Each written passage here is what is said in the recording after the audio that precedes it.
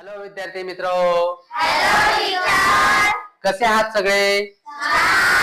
छान. बघा, आपण दर आठवड्याला एक नवीन नवीन संकल्पना घेऊन आपण या कोडिंगच्या तासाला येथे हजर होतो. तसं आजच्या आपल्याला या कोडिंगच्या तासाला आवर ऑफ कोड ज्याला आपण म्हणतो, एक नवीन गोष्ट आपण शिकणार आहोत आणि त्या गोष्टीचं नाव आहे AI. काय? AI. बरं, तुमच्यापैकी मला कोणी सांगेल का AI चा फुल फॉर्म किंवा AI म्हणजे काय? तर AI चा फुल फॉर्म आहे आर्टिफिशियल आणि आय चा अर्थ आहे इंटेलिजन्स. बरोबर. कसं लक्षात आलं आता? AI म्हणजे आर्टिफिशियल इंटेलिजन्स, याला मराठीमध्ये आपण म्हणतो कृत्रिम बुद्धिमत्ता. आता कृत्रिम कृत्रिम म्हणजे काय? दोन गोष्टी बघा, एक नैसर्गिक आणि एक कृत्रिम. तर नैसर्गिक म्हणजे काय? कोण सांगेल मला? निसर्गाने तयार केलेली. शाबास. काय? हा. आणि कृत्रिम म्हणजे काय? जी आपण तयार केली, जी माणसाने तयार केली, जी कंपनीत तयार केली, जी मशिनरीने तयार केली, बरोबर, तयार केलेली वस्तू. AI ला मराठीमध्ये आपण काय म्हणतो? कृत्रिम बुद्धिमत्ता. म्हणजे काय?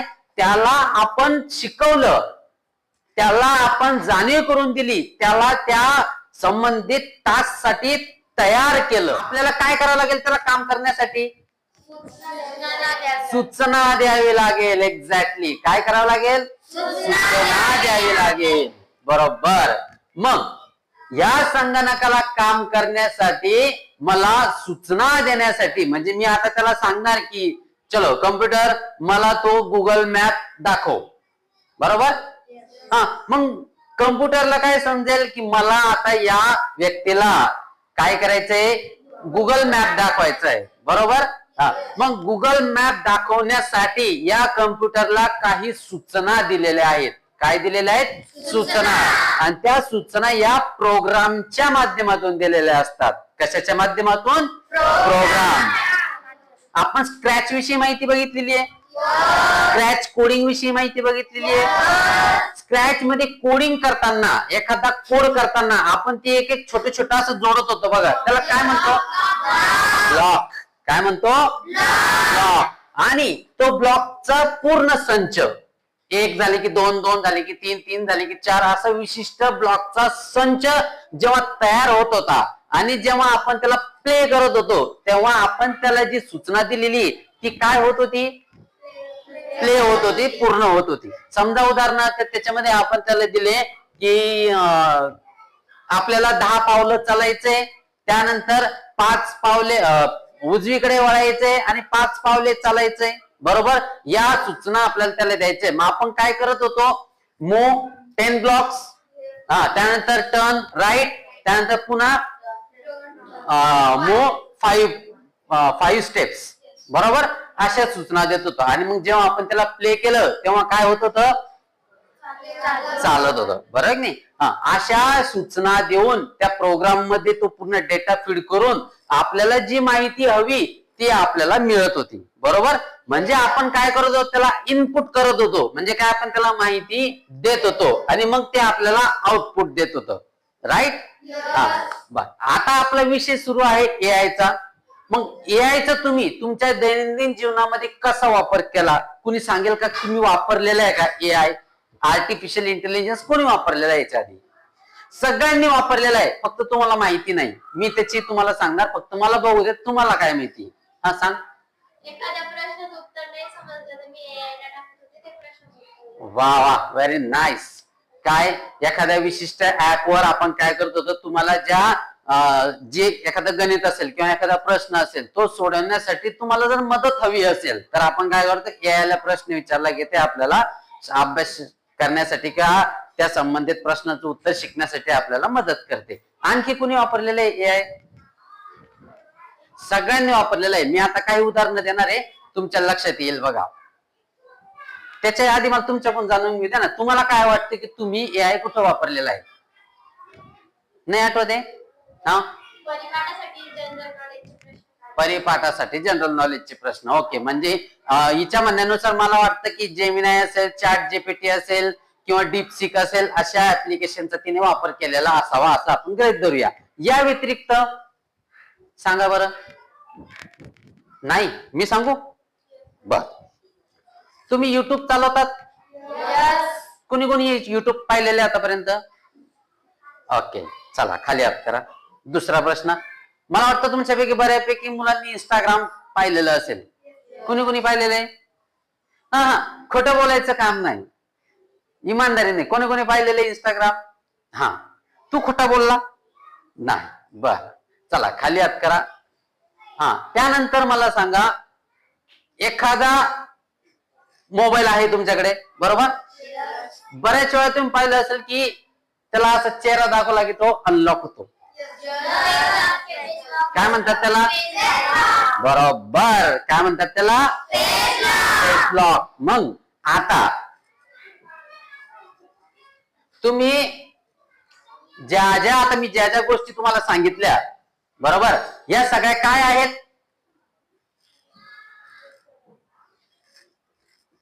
मी तुम्हाला जे आता उदाहरणं दिले 2-4, हे सगळे आर्टिफिशियल इंटेलिजन्सचेच उदाहरणं आहेत, बरोबर? तुम्ही तुमचा फोन समोर धरला, त्या फोन कॅमेराने तुमचा चेहरा रिकग्नाइज केला, शोधला आणि त्याने कन्फर्म केलं की हे तुम्हीच आहात, आणि त्याने काय केलं? अनलॉक केला. मी याला काय म्हणतात? हा, परंतु फेस लॉक ची सिस्टम आहे, परंतु त्यांनी कोणती पद्धत वापरली? एआय ची पद्धत वापरली की नाही. म्हणजे आता उदाहरणार्थ मी माझा मोबाईल आहे, मी असा ठेवला माझा मोबाईल, मी माझा फेस त्याच्यामध्ये केलेला आहे, आणि तोच फेस जर मी कार्तिक समोर ठेवला तर ते माझा मोबाईल ओपन होईल का? का नाही होणार? कारण की मी त्याला माझा डेटा फीड केलेला आहे, माझा चेहऱ्याचा डेटा फीड केलेला आहे. मग तो एआय जो आहे तो रिकग्नाइज करणार, अरे हो, हा सरांचा मोबाईल आहे, आता आपला सरांचा चेहरा माझ्या कॅमेरा समोर आलेला आहे आणि मला आता अनलॉक व्हायचं आहे. त्याच ठिकाणी माझा मोबाईल कार्तिकने घेतला आणि कार्तिकने जर असं ठेवला, होईल का ओपन? नाही, कारण की तो फेस अनलॉक करण्यासाठी जी एआय टेक्नॉलॉजी वापरली होती, त्या एआयच्या असं लक्षात आलं की हा म्हणजे हा जो चेहरा आपल्याला दिसत आहे हा सरांचा चेहरा नाही, म्हणून तो अनलॉक होणार नाही. बरोबर, एक्झॅक्टली याप्रमाणे. बरं, मग फेस अनलॉक करण्यासाठी आपला मोबाईल काय करतो माहिती का? आपल्या चेहऱ्याची जितकी जी ठेवण असते, एक्सप्रेशन राहतात, ते सगळं तो डेटा कॅप्चर करत असतो आणि ते स्कॅन करून मग आपल्याला अनलॉक होत असतो. बरोबर. हा, आता मला सांगा बरं, हे पाहिलेलं आहे तुम्ही याच्या आधी कुठं?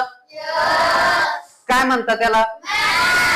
मॅप. पण कोणता मॅप? Google map. कोणता मॅप? Google map. याआधी कुणी कुणी त्याला ते ऍप्लिकेशन ओपन करून पाहिलेलं आहे बरं? ओके, जवळपास सगळ्यांनी ऍप्लिकेशन ओपन करून पाहिलेले. आता यापैकी मला तुमच्यापैकी कोणीतरी सांगा, तुम्ही एखाद्याला वापर करताना पाहिलेला आहे का की आपल्याला पुढे ओपन करण्या, म्हणजे आपल्याला एखाद्या गावाला जायचं असेल तर त्याचा तुम्ही वापर कसा केलेला आहे? एखाद्याने केलेला आहे वापर एखाद्या गावात जाण्यासाठी? हा, सांग. किलोमीटर टाकलं की नाव टाकलं? गावाचं नाव टाकलं. मग काय दिसलं तुला? बरं, आता आपण ते बघूयात. हा, हे युट्यूब. आता युट्यूब मध्ये बघा, एक उदाहरण सांगतो. तुम्ही जर एखाद्या वेळी समजा उदाहरणार्थ 6वीचा वर्ग आहे, 6वीच्या वर्गातली किंवा 7वीचा वर्ग आहे, 7वीच्या वर्गाने जर त्याच्यामध्ये एकदा सर्च केलं की इयत्ता 7वी शिष्यवृत्ती परीक्षेविषयी माहिती द्या, युट्यूबला तुम्ही सांगितलं आणि सर्च केलं, बरोबर? हा, जर तुम्ही 1 वेळेस 2 वेळेस 3 वेळेस जर 7वीच्या स्कॉलरशिपची माहिती जर त्या युट्यूबवर पाहिली, जर तुम्ही त्यानंतर दुसऱ्या दिवशी उदाहरणार्थ जर युट्यूब ओपन केलं तर तुम्हाला काय दिसतं बरं जास्त करून?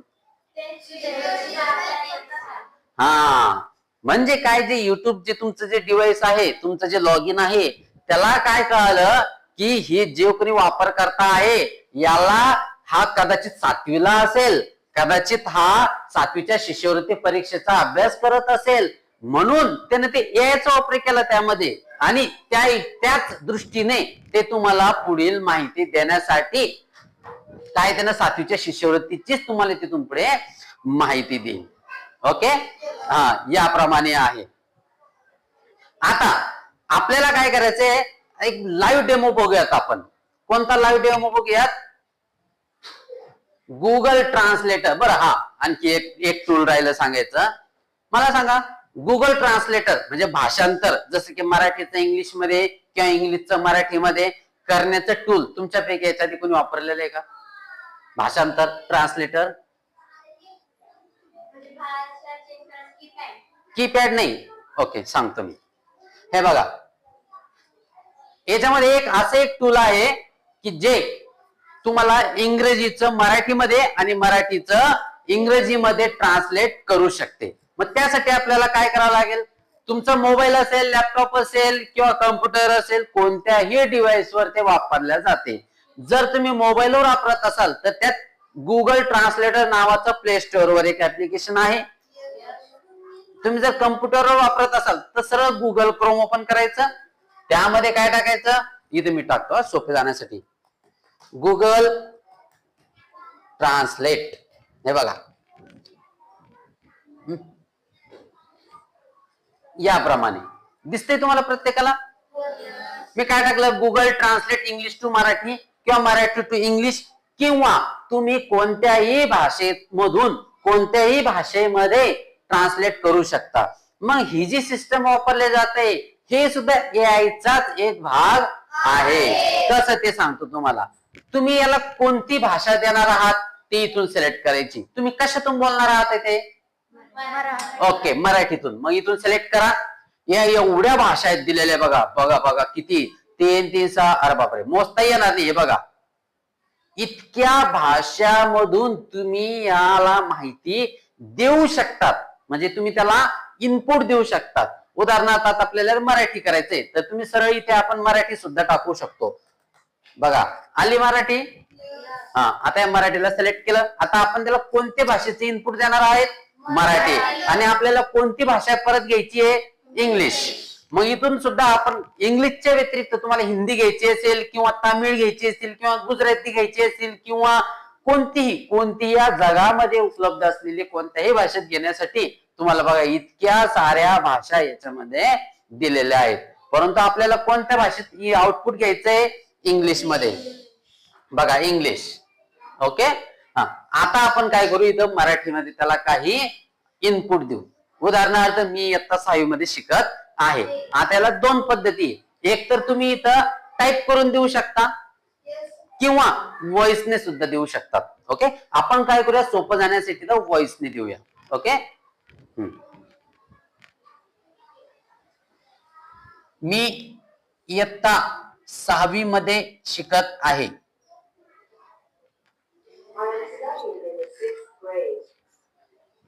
बघा, I am studying in the 6th grade. मी इयत्ता 6वी मध्ये शिकत आहे. बरोबर, आपण त्याला मराठीमध्ये दिले. त्याने आपल्याला किती कोणत्या भाषेमध्ये दिले? इंग्लिश मध्ये. अगदी सोपे. I am studying in 6th grade म्हणजे मी इयत्ता 6वी मध्ये शिकत आहे. आता हे आपण वाचलं, परंतु आपल्याला हे उदाहरणार्थ जस्ट एक उदाहरणासाठी हा शब्द आहे समजा. हा शब्द आपल्याला वाचता येत नाही किंवा कळत नाहीये. एखादा इंग्रजीचा शब्द असू शकतो जो खूप अवघड असतो.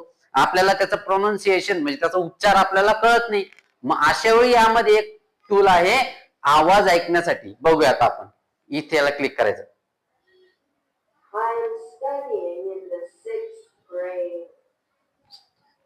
बरोबर, I am studying in the 6th grade. तुम्हाला आवाज ऐकू आला? याप्रमाणे. मग याचा उपयोग तुम्ही कुठे करून घेणार बरं? कोण सांगेल मला? एक जण. याचा एक उपयोग सांगायचा आहे की कोणत्या ठिकाणी करू शकते गुगल ट्रान्सलेटचा उपयोग कशासाठी करणार तुम्ही सांगा बरं? बरोबर, इंग्लिश वाक्य बनवण्यासाठी. अजून सांगा एखादं.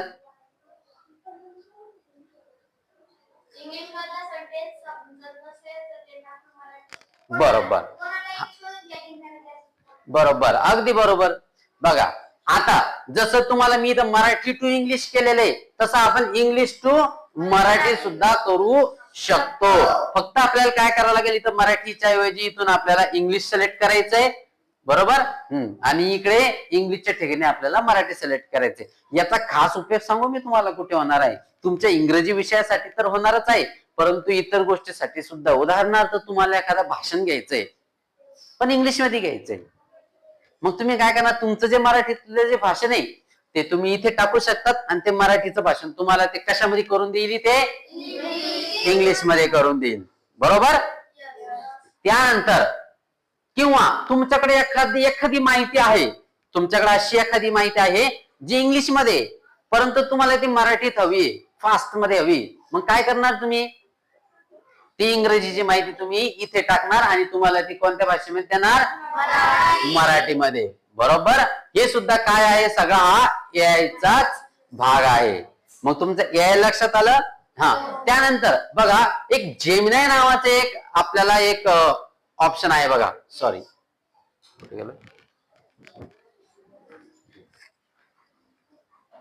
जेमिनाय. मला सांगा या आधी तुम्ही, हा चॅट जीपीटी असेल, जेमिनाय असेल, ओके थांब याच्यातच करू.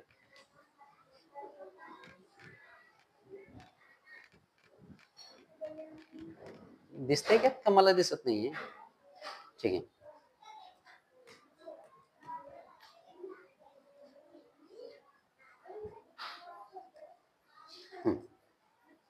ओके, आणखी एका टूल विषयी आपण थोडक्यात माहिती घेऊया. जेमिनाय हा शब्द तुम्ही ऐकलेला आहे, कुणी कुणी ऐकलेला आहे, कुठे आहे, मोबाईल मध्ये. जेमिनाय काय करू शकते, तर सगळं काही करू शकते. बरोबर. हा बघा, आता काही जण म्हणतील की एआय वापरल्याने आपला एआय म्हणजे आपला मेंदू कमी काम करतो, परंतु तसं नाही. एआयच्या मदतीने आपल्या मेंदूला अधिक कार्यक्षम बनवण्यासाठी या टूलचा वापर करायचा आहे. पूर्णतः याच्यावर आधार राहायचं नाही. मी पुन्हा काय सांगतोय की आपल्या मेंदूला अधिक कार्यक्षम बनवण्यासाठी आपल्याला कुणाच तरी एक मेंटरची गरज असते किंवा एका सहकार्याची गरज असते. बस असं समजा जेमिनाय तुमचा सहकारी आहे, म्हणजे काय, तुमचा मित्र आहे, त्याला मित्रासारखं त्याच्याकडनं काम करून घ्यायचं. बरोबर. यामध्ये तुम्हाला एखादा प्रश्न आहे, उदाहरणार्थ आता इथे मी टाकतो किंवा याच्यात इथे हे टाकतो. ओके ओके, आपण काय करूयात, एक प्रश्न घेऊयात फक्त आणि क्लोज करूयात की मला जलचक्राविषयी माहिती, मला जलचक्राविषयी माहिती सांगा.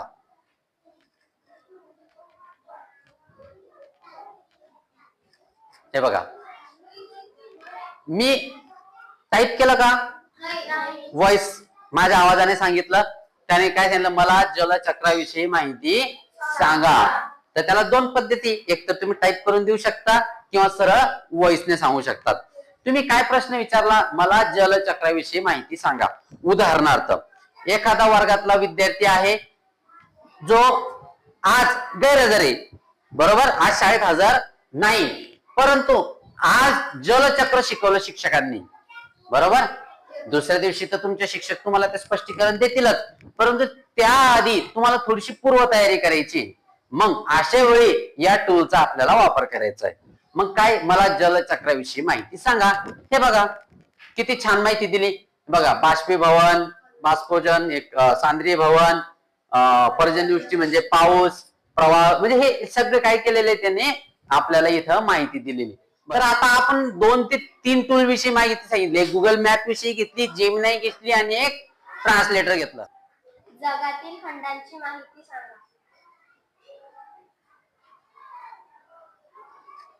हा बघा, चल थोडीशी मागे हो. हा बघा,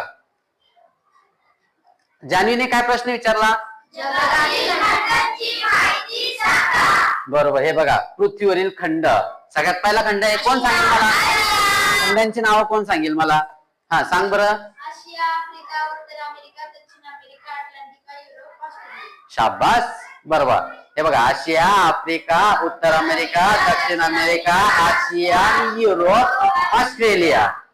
आणि त्याविषयी संपूर्ण माहिती आपल्याला हे जेमिनाय देते. ओके, मग सगळ्यात आधी जान्हवीसाठी टाळ्या वाजवूयात आपण की तिने एआयचा अभ्यासामध्ये अधिक कार्यक्षम होण्यासाठी जेमिनायचा वापर करून घेतला. बरोबर. ओके. आणि दुसरं टूल शिकलो होतो आपण ट्रान्सलेटर, गुगल ट्रान्सलेटर. ओके. तर गुगल ट्रान्सलेटर आपल्याला कोण करून दाखवेल? आरुष. ओके. चल आपण 2 टूल बघितले, 2 विषयी एक माहिती दिली, एक आता आपल्याला आरुष देणार आहे. ठीक आहे. माझे नाव आरुष आहे. वाव. काय सांगितलं त्याने? माय नेम इज आरुष. बघा आरुषने काय सांगितलं? माझे नाव आरुष आहे. आणि आउटपुट काय मिळालं आपल्याला? My name is Aarush. Wow. Aarush साठी सुद्धा इथं सगळ्यांनी टाळ्या वाजवा. शाबास. ओके. मग या टूलचा आपल्या दैनंदिन जीवनामध्ये अधिक कार्यक्षम होण्यासाठी, चांगला अभ्यास करून घेण्यासाठी या टूलचा आपण आपल्या अभ्यासामध्ये वापर करूयात. कोण कोण करणार बरं आता याचा वापर? शाबास. बरं, आता हे जे शिकलो आपण याच्याविषयी तुम्हाला काही समस्या आहे का? जी अशी गोष्ट जी समजली नाही ते विचारा मला, मी तुम्हाला प्रश्न त्याचे उत्तर देतो. सर्व गोष्टी समजल्या की काही प्रश्न आहे? बरं, जरी आता नसेल, तुम्ही घरी गेल्यानंतर किंवा एखाद्या सिस्टमवर बसल्यानंतर जर तुम्हाला काही समस्या जाणवली तर माझ्याकडे यायचं, तुम्हाला त्या प्रश्नाचं समाधान मिळून जाईल. ओके. चला. ओके. थँक्यू. Bye bye. चला आता आपण जेवण करायला जाऊया.